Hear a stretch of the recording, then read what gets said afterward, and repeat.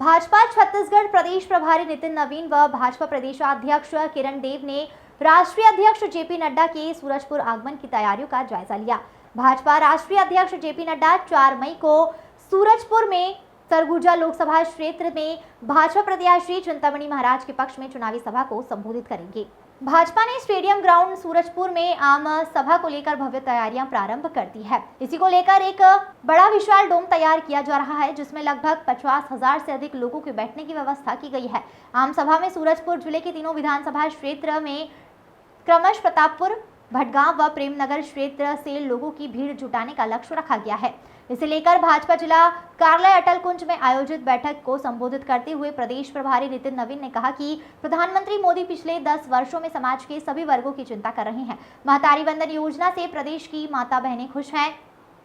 भाजपा प्रदेशाध्यक्ष किरण देव ने कहा कि देश व प्रदेश में इस बार भाजपा के पक्ष में सबसे अच्छा माहौल है। छत्तीसगढ़ में 11 लोकसभा क्षेत्र से भाजपा प्रत्याशी जीत दर्ज करेंगे। प्रदेश महामंत्री संजय श्रीवास्तव ने राष्ट्रीय अध्यक्ष के सभा की तैयारियों को लेकर पदाधिकारियों को निर्देश दिए हैं तथा सभी की अलग अलग जिम्मेदारी तय की गई है।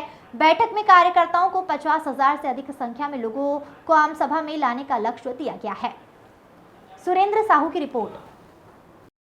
तो यही कहूँगा, इसके पहले भी जब यहाँ कांग्रेस के राष्ट्रीय अधिवेशन हुए थे और प्रियंका आई थी, उस समय भी महिलाओं के उत्पीड़न का मामला आया, उन्हीं के अंगरक्षक के द्वारा आया और काफ़ी चीज़ें आप लोग के ध्यान, जब उनके यहाँ रेड कारपेट स्वागत किया जा रहा था उस समय भी उन्होंने महिलाओं का अपमान किया। और आज उनके पार्टी में फिर से एक मामला आया है और उनके राष्ट्रीय प्रवक्ता के साथ महिला उत्पीड़न का विषय और महिलाओं का अपमानित करने का विषय आ रहा है। तो कहीं ना कहीं दिख रहा है कि जो बेटी बनने का प्रयास करती हैं, जो महिला होने का दम भरती हैं, वो अपने पार्टी की महिलाओं को सुरक्षित नहीं रख सकती, तो छत्तीसगढ़ की माँ बेटी और देश की माँ बेटी को क्या सुरक्षित रखेंगे। मैं तो प्रियंका जी से पूछता हूँ कि पहले इसमें सफाई दीजिए। देश की महिला के सशक्तिकरण की बात करते हैं व उनके सुरक्षा की बात करने वाली, आज वो ये बताएं कि अगर छत्तीसगढ़ की माँ बेटी और आप ही की पार्टी की महिला के साथ इस प्रकार से व्यवहार हो रहा है तो आप मौन होकर क्यों चली गई। ना जिन्होंने संविधान को नेशनल हेराल्ड के हवाले कर दिया, जिन्होंने संविधान को चीन के हिसाब से चलाने का प्रयास किया, वो बोलेंगे। हम लोगों ने देश के संविधान को देश की जनता के अनुकूल चलाया है और हम स्पष्ट हैं कि हम तो सनातन परंपराओं को जीवित रखने वाले लोग हैं। इनके राष्ट्रीय अध्यक्ष जी आज माला फेरने की बात कर रहे हैं, शिव बनने की, अवतार बनने की बात कर रहे हैं। उस दिन कहाँ थे जिस दिन उनके बेटे ने सनातन परंपराओं को चोट किया, भारतीय संस्कृति के देवी देवताओं का अपमान किया? उस दिन क्यों चुप थे ये? और हमको भारत की संस्कृति के लिए आवाज उठाने के लिए हमेशा हम तत्पर रहेंगे और जब भी मौका मिलेगा, जब भी इसकी अपमानित करने का काम करेंगे, हम निश्चित रूप से सुरक्षा कवच के रूप में खड़े रहेंगे।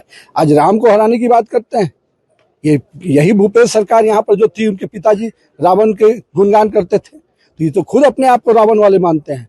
तो धर्म युद्ध में राम हमेशा जीतेगा, रावण हमेशा हारेगा। तो आपको ध्यान में आ ही रहा होगा ना, तेलंगाना में क्या खेल खेला। मुस्लिम आरक्षण को आगे बढ़ाने का काम कर रही है, SC OBC ST के आरक्षण को खत्म करने का काम कर रही है कांग्रेस। मतलब जो खुद गलत कर रहा है वो दूसरे को आरोप लगा रहा है। माननीय गृह मंत्री जी के वीडियो को ट्विस्ट करके, कट एंड पेस्ट करके खेल खेलने का काम कोई कर रहा है, तो कांग्रेस अभी झारखंड के प्रदेश अध्यक्ष का देखिए हैंडलर से, उन पर आरोप है। पूरी तरह से जब जांच हुआ है तो दिल्ली पुलिस ने तलब किया है। तो खेल कौन खेल रहा है? संविधान को खत्म करने की, आरक्षण को खत्म करने की खेल कौन खेल रहा है?